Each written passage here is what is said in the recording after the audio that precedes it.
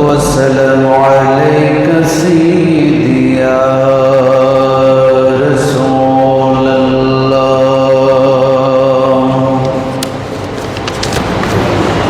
الصلاة والسلام عليك سيدي يا حبيب الله.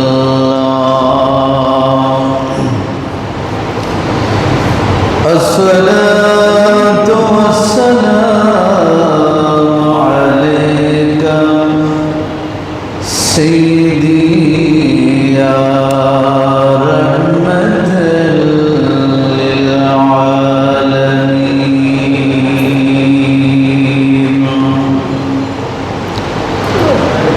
الحمد لله وكفى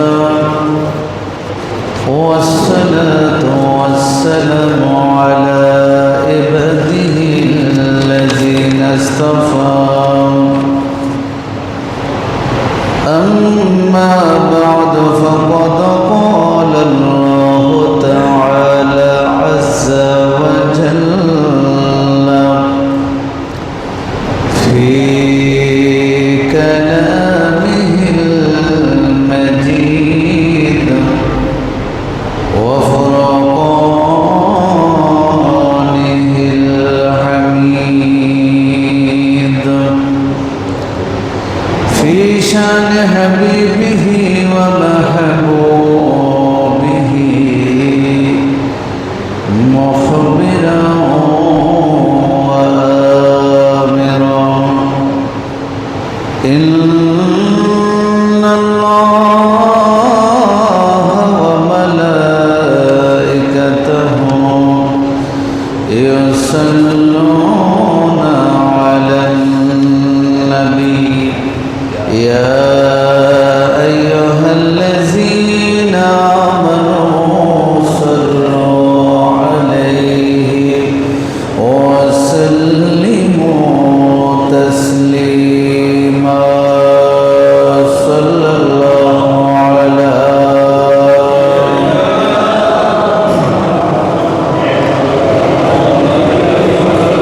وصحبه وسلم. صلى الله على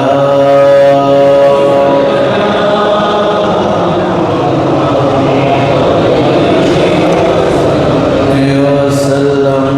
صلى الله على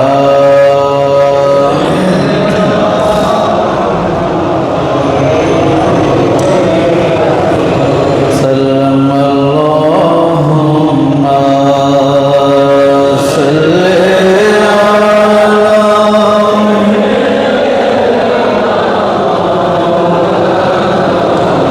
محمد وعلى آل سيدنا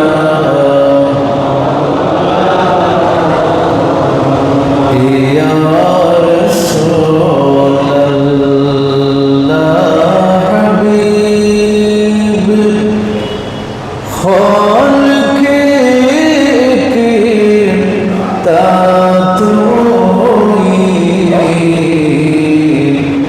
برگزیدہ ذوالجلال پاک بہمت توئی. اللہم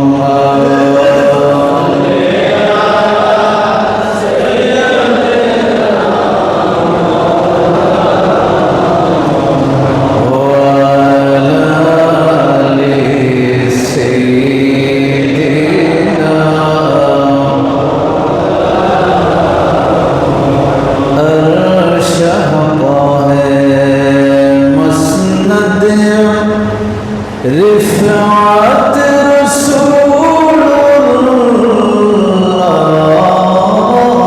کی دیکھنی ہے حشر میں. عزت رسول اللہ کی. اللہم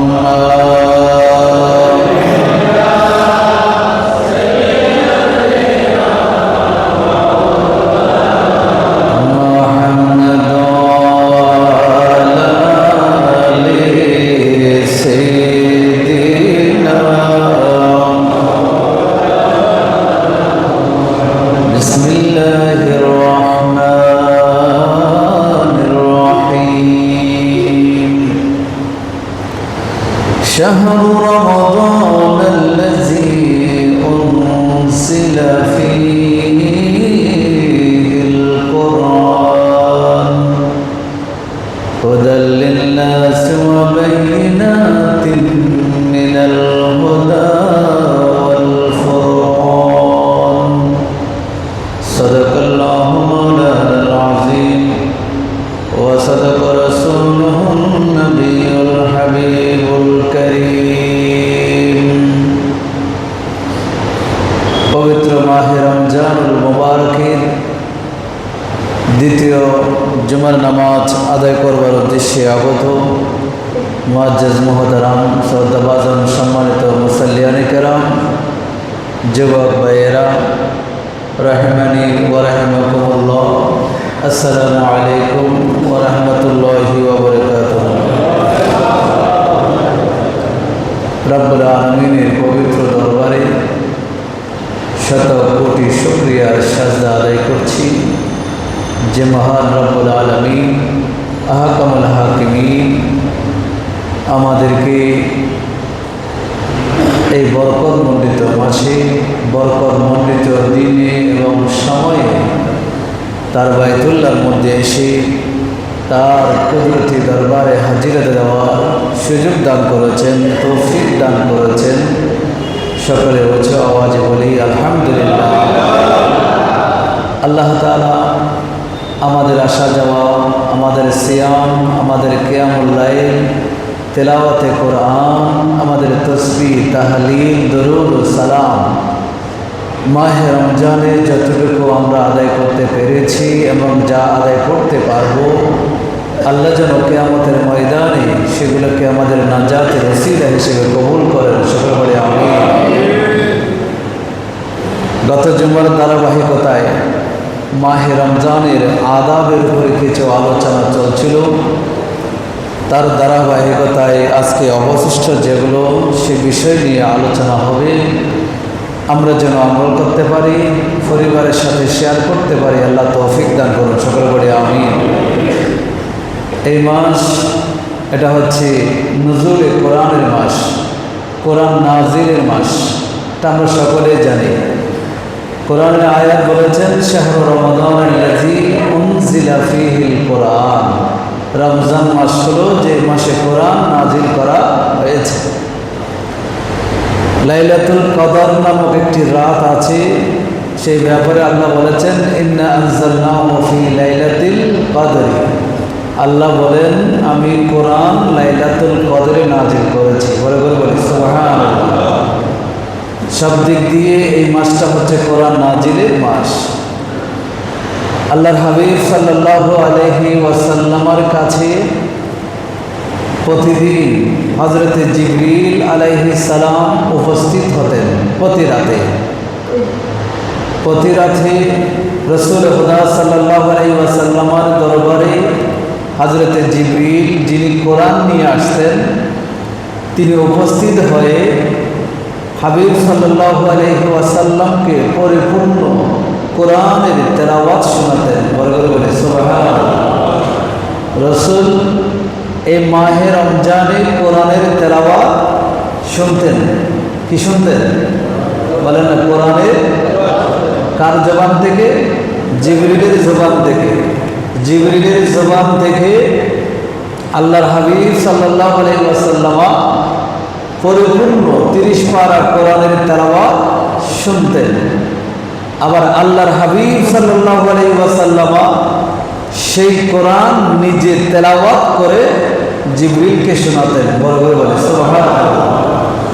কোরআনের তেলাওয়াত করা এটা যেভাবে ইবাদত, কোরআনের তেলাওয়াত শোনা সেটাও কি ইবাদত। কারণ রাসূল নিজেই শুনতেন, রাসূল নিজে শুনতেন। আবার জিবরিল আল্লাহ রাসূলের জবান থেকে শুনতেন। এই কোরআনের তেলাওয়াত করা এবং শোনা যেই মাসের মধ্যে সবচাইতে বেশি, সেই মাসের নাম হলো মাহে রমজান। সেই মাসের নাম হলো মাহে রমজান। আল্লাহর হাবিব সাল্লাল্লাহু আলাইহি ওয়াসাল্লাম এই মাহে রমজান আসলে কোরআনের চর্চা যখন বেড়ে যেত, জিবরিল কোরআন শোনাতেন, রসুল নিজেই জিবরিলকে শোনাতেন। এই যে কোরআনের তেলাওয়াত যখন বেশি হয়ে যেত, তখন আল্লাহ রসুল সাল্লাল্লাহু আলাইহি ওয়াসাল্লাম নিজের জীবনের জন্য উদারতাকে বেছে নিয়েছিলেন। বড় করে বলে সুবহানাল্লাহ। দানশীলতাকে তিনি বেছে নিয়েছিলেন। আমরা যখন কোনো নিয়ামত পাই, কোনো অনুগ্রহ পাই, কোনো চাকরি পাই, কোনো পদোন্নতি পাই, পজিশন পাই, ধন সম্পদের মালিক হই, তখন আমরা কোনো না কোনো নিয়ামতের শুকরিয়া আদায় করবার জন্য আমরা কিছু বিষয় আমরা অবলম্বন করি। হয়তো 10 জন মিসকিনকে আমরা আহারের ব্যবস্থা করি, কয়েকজন আত্মীয় স্বজন যারা আছে তাদেরকে দাওয়াত করি, একটু আনন্দ উদযাপন করি। কিন্তু আল্লাহর হাবিব সাল্লাল্লাহু আলাইহি ওয়াসাল্লামের কাছে পৃথিবীর শ্রেষ্ঠ নিয়ামত যে কোরআন, সেই কোরআন যখন রমজান মাসে জিবরিলের মাধ্যমে রসুল শুনতেন এবং রসুল জিবরিলকে শোনাতেন, এই খুশিতে, এই মহান নিয়ামতের খুশিতে আল্লাহর হাবিব সাল্লাল্লাহু আলাইহি ওয়াসাল্লাম জীবনের সবচাইতে বড় দানশীল রূপে, সবচাইতে বড় অবদানকারী হিসেবে উম্মতের কাছে প্রকাশিত হতেন। বলে সুবহানাল্লাহ। বুখারী শরীফের হাদিস এসেছে, আল্লাহর হাবিব সাল্লাল্লাহু আলাইহি ওয়াসাল্লাম জ্ঞানের দিক দিয়ে, সম্পদের বিলিয়ে দেওয়ার দিক দিয়ে, মানুষকে সম্মানিত করার দিক দিয়ে, শারীরিকভাবে, আর্থিকভাবে, চারিত্রগতভাবে সব দিক দিয়ে অন্যকে সম্মানিত করা, সম্পদ দান করা, জ্ঞানের বিতরণ করা, এই সব দিক দিয়ে আল্লাহ রসুলের প্রাধান্যতা মাহে রমজানের মধ্যে বেড়ে যেত। বড় বলে সুবহানাল্লাহ। রসুল যদি সেই কাজটি করতে পারেন, রসুলের কাছে কি সম্পদ ছিল? টাকা পয়সা ছিল? কোটি টাকা, কোটি কোটি ব্যাংক ব্যালেন্স, অট্টালিকা, এরকম বিল্ডিং এর মালিক, এরকম কি আল্লাহর হাবিব ছিলেন? একবেলা যদি খেতে পারতেন, আরেক বেলা প্রত্যেকে খাবে, তার কোনো হিসাব। এমন একটি অবস্থায় আল্লাহর হাবিব জীবন যাপন করেছেন। হযরত আবু হুরায়রা রাদিয়াল্লাহু তাআলা একদিন রাস্তা দিয়ে যাচ্ছেন, তখন ওখানে দেখা গেল কয়েকজন সাহাবায়ে কেরাম কিছু গোশত বোনা করেছেন, বোনা করে খাচ্ছেন। তখন আবু হুরায়রাকে ডাকলেন, একটু আসেন, আমাদের সাথে বসেন, একটু খাবেন। দেখলেন সবগুলো বোনা রান্না করা আছে। তখন আবু হুরায়রা বসলেন, পরখ করে সেখান থেকে উঠে চলে আসলেন। ওই সাহাবীরা জিজ্ঞাসা করলেন, আবু হুরায়রা, আপনাকে দাওয়াত দিয়েছি মেহমান হয়ে আমাদের সাথে আহার করার জন্য, আপনি আমাদের থেকে বসে আবার উঠে চলে যাচ্ছেন, কারণ কি? তখন আবু হুরায়রা চোখের পানি ছেড়ে দিয়ে বললেন, ও রাসূলের সাহাবায়ে কেরাম, তোমরা শোনো, আল্লাহর হাবিব সাল্লাল্লাহু আলাইহি ওয়াসাল্লামের সাথে যতদিন আমি ছিলাম, আমি দেখিনি মা শাবিয়া আল মুহাম্মাদিন সাল্লাল্লাহু আলাইহি ওয়াসাল্লাম প্রথম আল্লাহর হাবিব এবং তার পরিবার কোন একদিন একবেলা তৃপ্ত করে পরিপূর্ণভাবে খাবার গ্রহণ করেছেন, হাত্তা কাবিজাল্লাহু রূহাহু, এবং এই অবস্থায় থাকতে থাকতে আল্লাহ তার রূহ কবজা করে নিয়ে গিয়েছেন। বড় বলে সুবহানাল্লাহ। আল্লাহর হাবিব এক বেলা খাবার পরিতৃপ্ত করে কখনো গ্রহণ করতে পারে নাই, অথচ ওই রাসূল মাহে রমজান আসলে দানশীলতার হাত প্রসারিত করে দিতেন। মানুষকে যাকে যেটা দেওয়ার দরকার, যাকে যেভাবে দেওয়া দরকার সেভাবে দেওয়ার জন্য রাসূল চেষ্টা করতেন। হাতে যাই থাকতো সেটা বিলিয়ে দেওয়ার চেষ্টা করতেন। গরিব, মিসকিন, অভাবী যাদের আছে তাদেরকে দিয়ে দেওয়ার চেষ্টা করতেন। এটাই ছিল রাসূলের আদর্শ মাহে রমজানের মধ্যে। সুতরাং আমাদেরও সেই আদর্শ ধারণ করার দরকার আছে না? একটু বলেন না, আছে না? যদি থাকি চেষ্টা করবেন। এটা হচ্ছে রাসূলের সুন্নাহ, মাহে রমজানের একটি আদব। দ্বিতীয় নম্বর, মাহে রমজানের ইফতারের সময় একজন মেহমানকে অন্তত একজন মেহমানকে সাথে রাখা। কয়জন মেহমান? একজন মেহমানকে আপনার ইফতারের টেবিলে সাথে রাখা, এটা মাহে রমজানের আদব।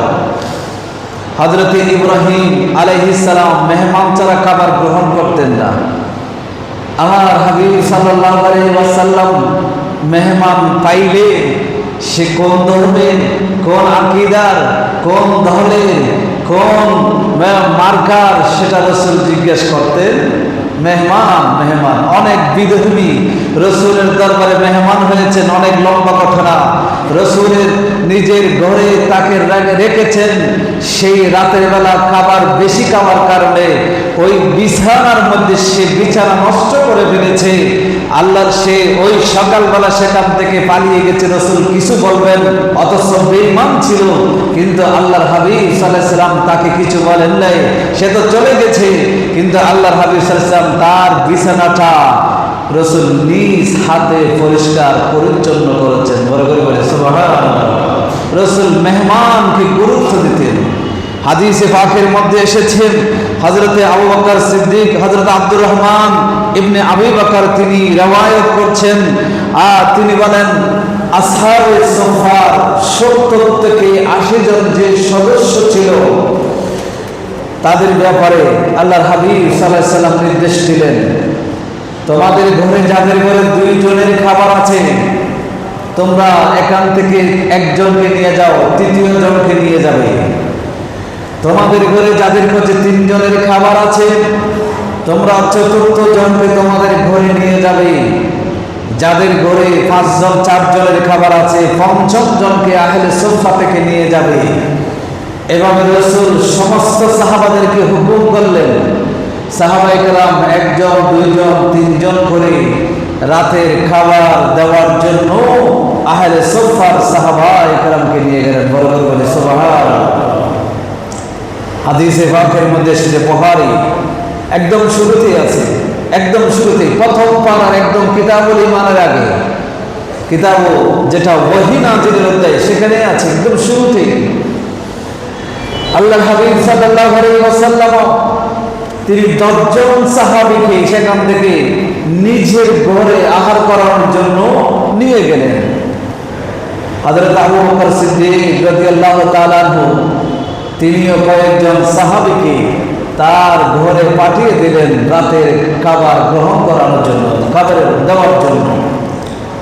আবু বকর সিদ্দিক তিনি মেহমান পাঠিয়ে দিয়েছেন, কিন্তু তিনি আল্লাহর রাসূলের দরবারে থেকে গেছেন। এশার নামাজ হলো, নামাজের পর তিনি রাসূলের দরবারে থেকে গেলেন, রাসূলের সাথে খাবার গ্রহণ করলেন। শেষ করার পরে সেখান থেকে তিনি তার ঘরে গেলেন। ঘরে গিয়ে দেখলেন যে মেহমানগুলো পাঠানো হয়েছে তারা খাবার এখনো গ্রহণ করে। হযরত আবু বকর সিদ্দিক রাদিয়াল্লাহু তাআলা আনহু জিজ্ঞেস করলেন, মেহমানকে কোনো খাবার দেওয়া হয়নি কেন?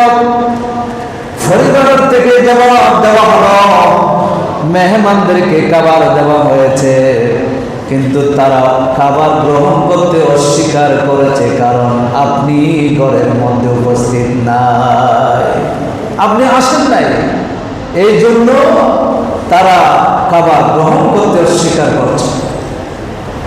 আবু বকর সিদ্দিক কসম করলেন, আল্লাহর কসম করে বলছি আমি খাবার গ্রহণ করব না। পরিবারের সদস্যরা কসম করে বলল, আমরা খাবার গ্রহণ করব না।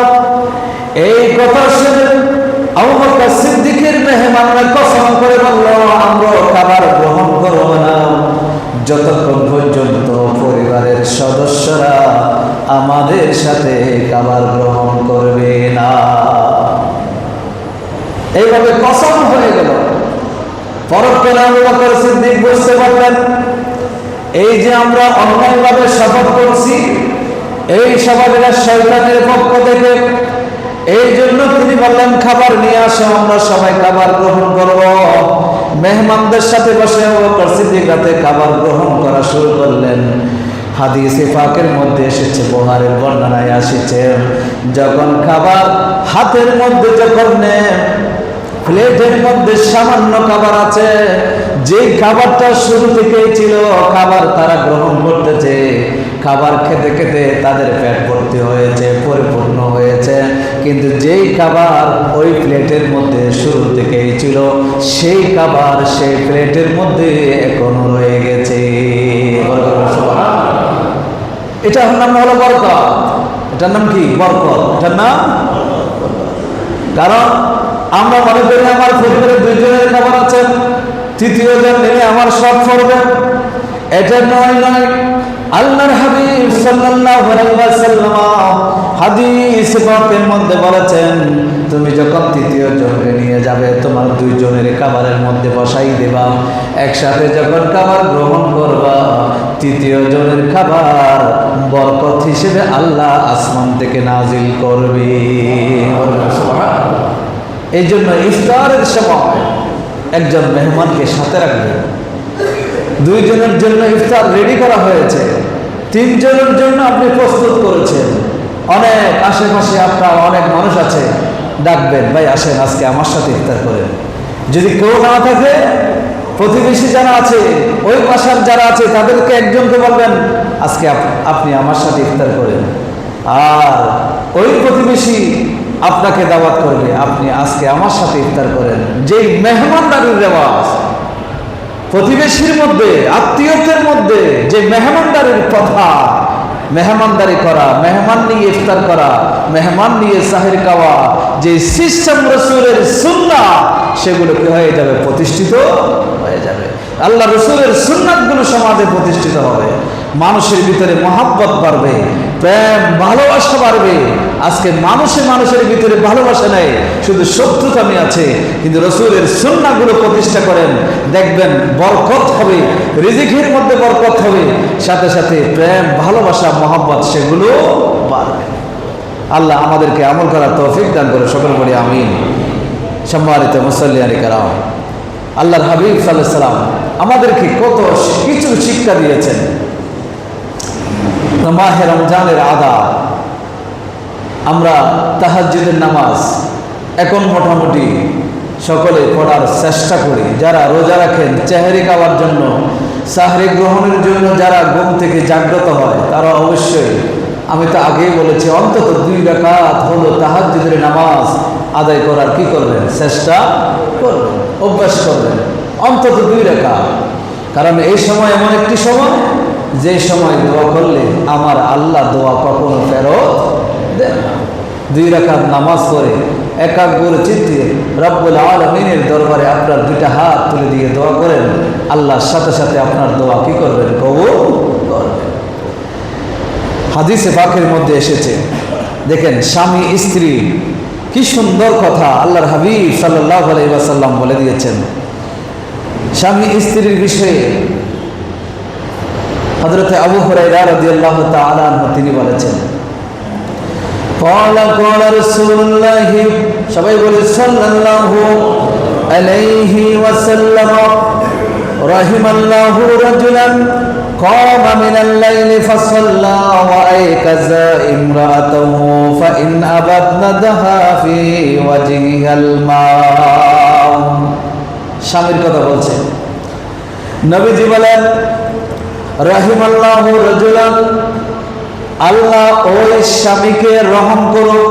রাসূল দোয়া করতেছেন, ওই পুরুষকে আল্লাহ দোয়া করে রহম করুক, দয়া করুক, মেহেরবানি করবে। ওই পুরুষের উপর আল্লাহ দয়াবান হবে, রহিম হয়ে যাবে, রহমান হয়ে যাবে। কোন পুরুষ? ক্বামা মিনাল লাইল ফাসাল্লা, যে ব্যক্তি তাহাজ্জুদের সময় জাগ্রত হয় এবং তাহাজ্জুদের নামাজ আদায় করে। বড় করে বলি সুবহানাল্লাহ। রাসূল বলেন, যে তাহাজ্জুদের সময় জাগ্রত হয়ে তাহাজ্জুদের নামাজ আদায় করে, রাত্রিবেলা জাগ্রত হয়ে রাতের নামাজগুলো আদায় করে, ওই ব্যক্তির উপর আল্লাহ দয়া করুক, আল্লাহ মেহেরবান হয়ে যাক। এটা দোয়া কার? বলেন না কার দোয়া? রাসূলের দোয়া। রাসূলের দোয়া কবুল নাকি? কবুল। কোন সন্দেহ আছে? কোন সন্দেহ নেই। যারা ওই তাহাজ্জুদের নামাজের সময় দাঁড়িয়েছেন, নামাজ আদায় করেছেন, জাগ্রত হয়ে নামাজ পড়েছেন, যারা পড়েন, নিয়মিত পড়েন, তারা অন্তরের মধ্যে প্রশান্তি লাভ করতে পারে। আল্লাহর হাবিব 1500 বছর পূর্বে দোয়া করে গেছেন, আমি অগমের জন্য, আমার মতো যারা তাহাজ্জুদের নামাজ পড়ে তাদের জন্য 1500 বছর পূর্বে আল্লাহর হাবিব দোয়া করে গেছে। রাহিমাল্লাহু রাজুলান, আল্লাহ ওই ব্যক্তির প্রতি দয়া করো, ক্বামা মিনাল লাইলি ফাসাল্লা, যে রাতে দাঁড়িয়ে তাহাজ্জুদের নামাজ পড়েন, সাথে সাথে ওয়া আইকাযা ইমরাআতাহু, শুধু নিজে পড়ে না, তার স্ত্রীকেও নামাজ পড়ার জন্য জাগ্রত করে দেয়। বলে সুবহানাল্লাহ। আল্লাহর হাবিব সাল্লাল্লাহু আলাইহি ওয়াসাল্লাম একটা প্রশ্নের জবাব দিলেন। নবীজি বলেন, যদি স্ত্রী ঘুম থেকে যদি উঠতে না চায়, জাগ্রত হতে না চায়, তাহলে কি করব? আল্লাহর হাবিব বলেন, ফাইন আবাদ, ওই স্ত্রী ঘুম থেকে উঠতে যদি অস্বীকার করেন, ঘুম থেকে যদি উঠতে না পারেন, তাহলে সামান্য পানি নিয়ে স্ত্রীর মুখের মধ্যে দিয়ে দিবেন। ওই স্ত্রীর মুখের মধ্যে পানি দেওয়ার কারণে ঘুম ভেঙে যাবে, ঘুমের যেই তন্দ্রা, যে অলসতা আছে সেটা চলে যাবে, তাহলে সেও যথাসময়ে তাহাজ্জুদের নামাজ আদায় করতে পারবে। সুবহানাল্লাহ। এই কাজটা যারা করবে, যেই পুরুষরা করবে, সেই পুরুষদের ব্যাপারে আল্লাহ রাসূল সাল্লাল্লাহু আলাইহি ওয়াসাল্লাম 1500 বছর পূর্বে কি করে গিয়েছেন? দোয়া করে গিয়েছেন, আল্লাহ তাদের উপর দয়া করুন, আল্লাহ তাদের প্রতি রহমান হয়ে যান, তাদের প্রতি মেহেরবানি করুন, তাদের উপর অহরহ রহমত নাজিল করুন। বড় করে বলে সুবহানাল্লাহ। স্বামী স্ত্রী তাহাজ্জুদের সময় একসাথে জাগ্রত হয়ে যখন নামাজ আদায় করে, দুইজনে আল্লাহর দরবারে হাত তুলে যখন দোয়া করে, আল্লাহ পাক রব্বুল আলামিন আহকামুল হাকিমিন ফেরেশতাদেরকে বলে, দেখো, যেই নারী এবং পুরুষের কে দেখা, নারী এবং পুরুষের একসাথে ওঠা বসাকে আমি হারাম করেছিলাম, সেই হারামকে বৈধ করার জন্য বিবাহ নামক একটা পন্থা দিয়েছিলাম। সেই বিবাহের মাধ্যমে তারা বৈধতা অর্জন করে আজকে সেই নারী এবং পুরুষ তাদের যেই আর আকাঙ্ক্ষা ইচ্ছা মনের যেগুলো ছিল সেগুলোকে বাদ দিয়ে আমি আল্লাহকে রাজি করার জন্য দুইজনেই আমার কুদরতি কদমে সাজদা অবনত হয়েছে, দুইজনেই আমি রব্বুল আলামিনের দরবারে হাত তুলে দিয়েছি গুনাহ মাফের জন্য। ফেরেশতারা সাক্ষী, দেখো আমি তাদের দুইজনকে মাফ করে দিয়েছি। বড় করে বলে সুবহানাল্লাহ। কি সুন্দর একটা দৃশ্য! এই পরিবেশ আজকে মুসলমানের ঘরে আছে নাকি? নাই।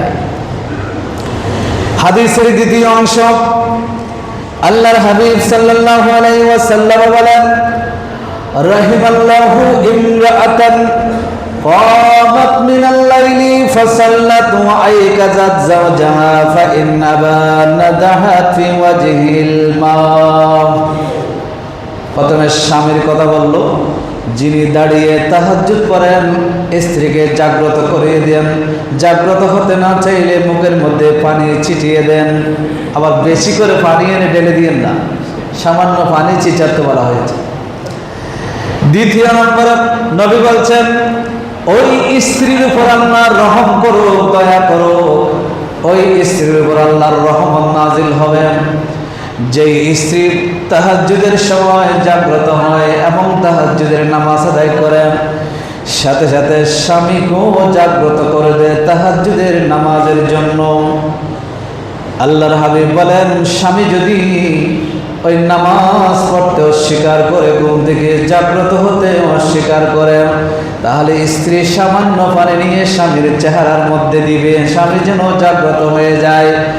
এই কাজগুলো যেই স্ত্রীরা করবে, যে নারীরা করবে, যে মহিলারা করবে, আল্লাহর হাবিব সাল্লাল্লাহু আলাইহি ওয়াসাল্লাম 1500 বছর পূর্বে ওই সমস্ত নারী পুরুষের জন্য দোয়া করেছে।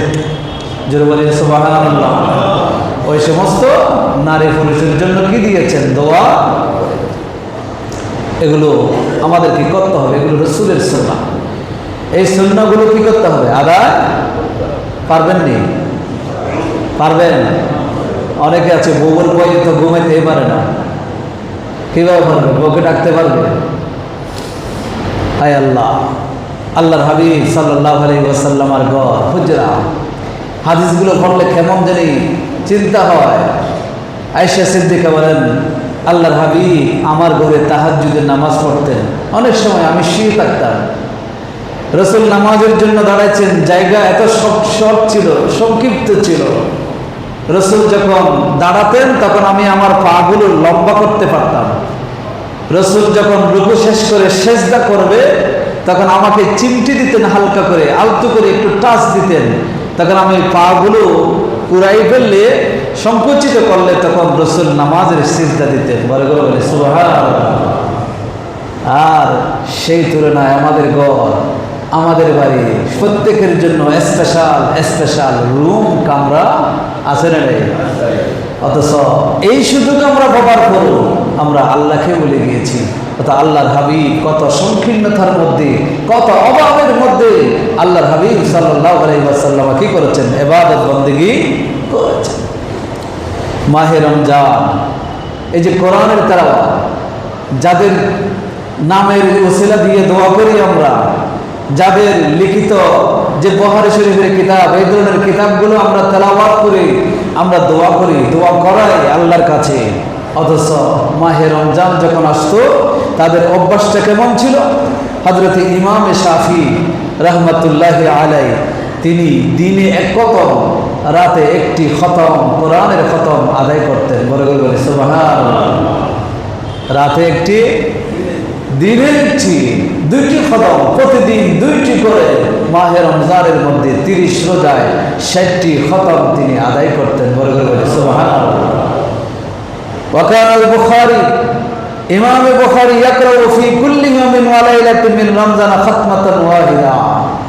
ইমাম বুখারী রাত এবং দিন 24 ঘন্টায় তিনি এক খতম কোরআন আদায় করতেন। বলে বলে সুবহানাল্লাহ। আমরা যখন তারাবিতে দাঁড়াই, 2 পারা কোরআন শরীফ পড়ানো হবে, শুধু 2 পারা। এটা আমাদের অনেক সময় সহ্য হয় না, আমরা পেছন থেকে পালিয়ে যাই। অথচ ইমাম বুখারী প্রতিদিন 30 পারা কোরআনের তেলাওয়াত করতেন। ইমাম শাফি 2 বার খতম দিতেন, 30 পারা করে। সেই ইমামের কথা আমরা বলি, কিন্তু সেই আমলগুলো আমাদের মাঝে নাই। সালফে সালিহিনরা অনেকে 3 দিনে, মাহে রমজান আসলে 3 দিনে কোরআনের খতম দিতেন, অনেকে 5 দিনে কোরআনের খতম দিতেন, অনেকে 1 সপ্তাহে কোরআনের খতম আদায় করতেন। অথচ সেই স্বভাব, সেই অভ্যাসগুলো আজকে আমাদের মাঝে নাই। আল্লাহ আমাদের সকলকে বুঝার তৌফিক দান করে, সকল বলি আমিন। সম্মানিত উপস্থিতি, এই মাহে রমজানের ইবাদত কত বড় ইবাদত! ইমাম বাইহাকী রাহমাতুল্লাহি আলাইহি শুআবুল ঈমান নামক কিতাবে, আল্লামা মুনজিরি রাহমাতুল্লাহি আলাইহি আত-তারগীব ওয়া তারহীব নামক কিতাবের মধ্যে হাদিস নকল করেছেন, অনেক লম্বা হাদিস, আমি সংক্ষেপে বলছি। আল্লাহ হাবিব সাল্লাল্লাহু আলাইহি ওয়াসাল্লাম বলেছেন, ইযা কানা আউয়ালু লাইলাতিন মিন রমজান, রমজানের প্রথম রাত যখন শুরু হয়, বর্ণনা দিতে গিয়ে রাসূল বলেছেন, ওয়ালাইসা আব্দুল মুমিনুন ইউসাল্লি ফি লাইলাতিন ফিহা ইল্লা কাতাবাল্লাহু লাহু আলফান ওয়া হামসামিয়াতিন হাসানা বিকুল্লি সাজদাতিন।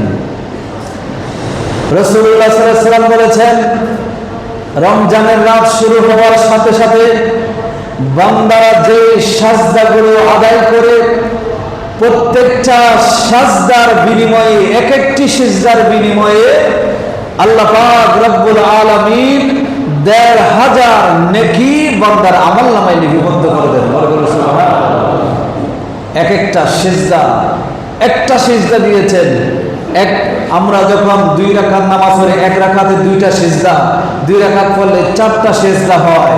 তাহলে এই একটা সিজদার জন্য ১৫০০ নেকি আল্লাহ তাআলা বান্দার আমলনামায় লিপিবদ্ধ করে দেন। বড় করে সুবহানাল্লাহ।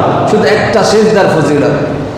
রাসূল আর বলেছেন, ওয়া বানা লাহু বাইতাম ফিল জান্নাহ মিন ইয়াকুতাতিন হামরা, লাল পাথর, ইয়াকুত পাথর খচিত জান্নাতের মধ্যে তার জন্য একটি ঘর নির্মাণ করা হয়। বড় করে সুবহানাল্লাহ।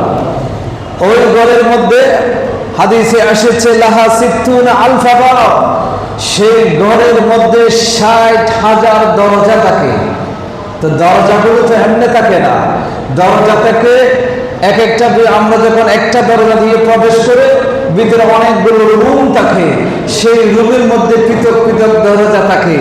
অনুরূপভাবে একটা সিজদার জন্য একটা ঘর নির্মাণ করা হবে, সে একটা ঘরে প্রথম একটা দরজা, কিন্তু ভিতরে যাওয়ার পরে 60,000 রুম থাকবে। ওই 60,000 রুমের জন্য 60,000 দরজা থাকবে। বড় করে বলে সুবহানাল্লাহ। এগুলো একটা সিজদার বিনিময়ে আল্লাহ বান্দার আমন্য আল্লাহ তাআলা তৈরি করে রাখেন মাহে রমজানে। হাদিসে পাকের মধ্যে বলেছেন এই 60,000 দরজাগুলো কিসের তৈরি? রাসূল সাল্লাল্লাহু আলাইহি সাল্লাম বলেছেন স্বর্ণ খচিত, স্বর্ণ দিয়ে সজ্জিত সেই 60,000 দরজা বান্দার জন্য কি করা হয়? তৈরি করা হয়। হযরত সুলাইমান আলাইহিস সালাম, আমি সংক্ষেপে বলছি, স্বর্ণের দাম বাংলাদেশে এখন প্রায় 3 লাখ টাকার কাছাকাছি চলে যাচ্ছে, অনেক দাম। কিন্তু হযরত সুলাইমান আলাইহিস সালাম খুতুব পাখির মাধ্যমে যখন জানতে পারলেন এই যে ইয়ামানের সাবা শহরে বিলকিস নামক একটা রানী আছে, সেই রানী তার অনুসারীরা সূর্যের পূজা করে তাদেরকে ইসলামের দাওয়াত দেন। সুলাইমান আলাইহিস সালাম চিঠি লিখলেন, তাকে দাওয়াত দিলেন। চিঠি পাওয়ার পরে বিলকিস রানী 40 মণ স্বর্ণ, 40 মণ রূপা দিয়ে, মন কেজি না, ভরি না, তুলা না, মন 40 মণ স্বর্ণ, 40 মণ রূপা এবং আরো অন্যান্য সামগ্রী উপহার দিয়ে তার মন্ত্রীদেরকে পাঠালেন, ওই বাদশার সাথে একটা গিয়ে সন্ধি করে আসো, যাতে বাদশাহ আমাদেরকে যেন আক্রমণ না করে। 40 মণ স্বর্ণ। এই কথা সুলাইমান আলাইহিস সালাম যখন জানতে পারলেন, তখন সুলাইমান আলাইহিস সালামের রাজ দরবারের যেই রাস্তাঘাট ছিল এবং গরু ছাগলের থাকার জায়গা যেগুলো ছিল, যেগুলোকে গোয়ালঘর বলা হয়, সবগুলোকে স্বর্ণ দিয়ে তিনি স্বর্ণ খচিত করে ফেললেন। বড় করে বলে সুবহানাল্লাহ। গরু ছাগল থাকার, গোড়া থাকার জায়গা পর্যন্ত কি দিয়ে মোড়ানো? স্বর্ণ দিয়ে মোড়ানো, রাস্তা স্বর্ণ দিয়ে মোড়ানো, সজ্জিত করা। তখন বিলকিসের মন্ত্রীরা 40 মণ স্বর্ণ দিয়ে যখন রাজপথে আসতেছে, তারা যখন এই অবস্থা দেখছে, তারা বুঝতে পারছে যেই রাজার দরবারে গরু ছাগল স্বর্ণের উপর পায়খানা প্রস্রাব করে, তাহলে সেই রাজার কাছে 40 মণ স্বর্ণ এগুলো কিছুই কোনো মূল্যহীন, মূল্যবান নয়। কিয়ামতের ময়দানে আমি এই কথা বোঝানোর জন্য সুলাইমান আলাইহিস সালামের দরবারে 40 মণ স্বর্ণের যে মূল্য ছিল না, অনুরূপভাবে কিয়ামতের ময়দানে এই রোজাদাররা রমজান, মাহে রমজানের রোজা রেখে একটা সিজদা দিয়েছে আল্লাহর দরবারে একনিষ্ঠতার সাথে, ইখলাসের সাথে, সেই দুনিয়াতে একবারে দুইবারই স্বর্ণের পর্যন্ত মালিক হতে পারে নাই। তার কাছে স্বর্ণ ছিল আকাশ কুসুম কল্পনা, অথচ কিয়ামতের ময়দানে সেই স্বর্ণের জন্য দুনিয়াতে সে কত কিছু না করেছে, কত মারামারি করেছে, কাটাকাটি করেছে, চুরি ডাকাতি করেছে, ঘুষ সুদ নিয়েছে।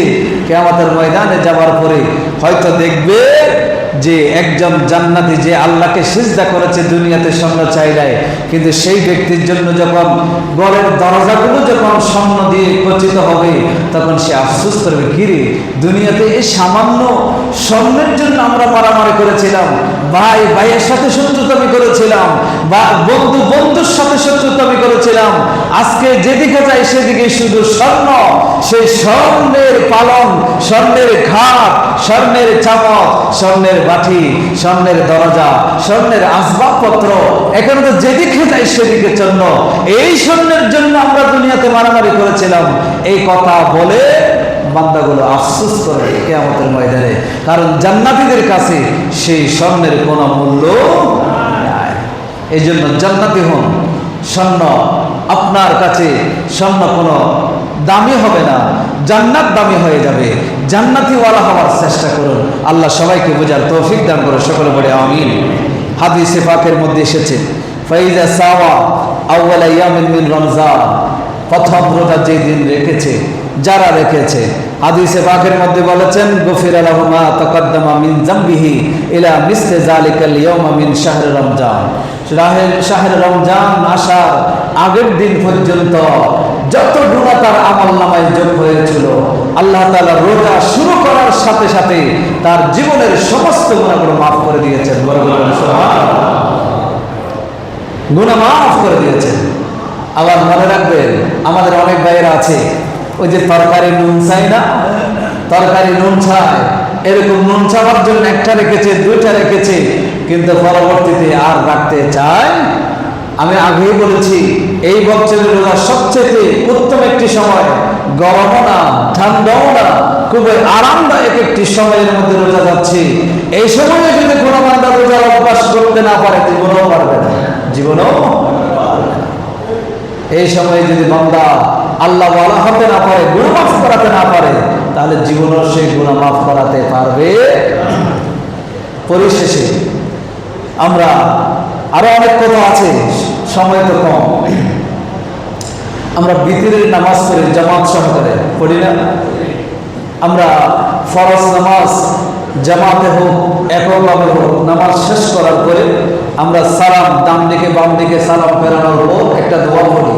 জানেন আমরা দোয়াটা, যেটাকে কালমায়ে তাওহীদ বলে, আমরা পড়ি লা ইলাহা ইল্লাল্লাহু ওয়াহদাহু লা শারীকা লাহু লাহুল মুলকু ওয়া লাহুল হামদু ইউহয়ি ওয়া ইউমীত ওয়া হুয়া আলা কুল্লি শাইইন কাদির। এরপরে সালাতুস সালাম দিই আমরা। এটা হচ্ছে না অন্যান্য নামাজের ক্ষেত্রে। বিথিরের নামাজ যখন আমরা পড়ি, মনোযোগ দিয়ে শুনবেন, বিথিরের নামাজ এটা একটা রাসূলের সুন্নাত। বিথিরের নামাজ আমরা যখন পড়ি, সালাম ফেরানোর পরে এখানেও একটা দোয়া আছে। এখানে একটা কি আছে, যেটা স্বাভাবিক আমরা ফরজ নামাজের পরে যে দোয়া করি সেই দোয়া নয়। এটা আপনারা জানেন, অনেকে আমরা জানি না। সেই দোয়াটা হচ্ছে তিনটা শব্দ।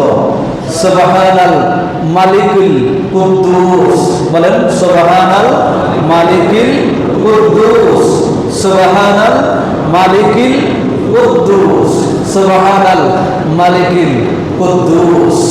এই তিনটা শব্দ বিথিরের নামাজের 3 রাকাত বিথিরের নামাজ সালাম ফেরানোর পরে এই তিনটা শব্দ 3 বার পড়তে হবে। এই তাসবিহটা কয়বার পড়তে হবে? 3 বার। এটা কার কথা? রাসূলের কথা। এটা একটা সুন্নাহ। এই সুন্নাহ এটা সমাজে প্রতিষ্ঠা করা দরকার। আমরা এখানে দাঁড়িয়ে কথা বলছি আল্লাহর হাবিবের সুন্নাতগুলো প্রতিষ্ঠা করার জন্য। আমরা সকলেই চেষ্টা করতেছি রাসূলের আদর্শ, রাসূলের আখলাক, রাসূলের চরিত্র, রাসূলের সুন্নাহগুলো প্রতিষ্ঠা করার জন্য, সমাজে ফিরিয়ে আনার জন্য। সুতরাং এই সুন্নাহটা আজ থেকে আপনারা নামাজে যখন আসবেন, সুবহানাল মালিকুল কুদ্দুস এই তাসবিহটা পড়ার চেষ্টা করবেন।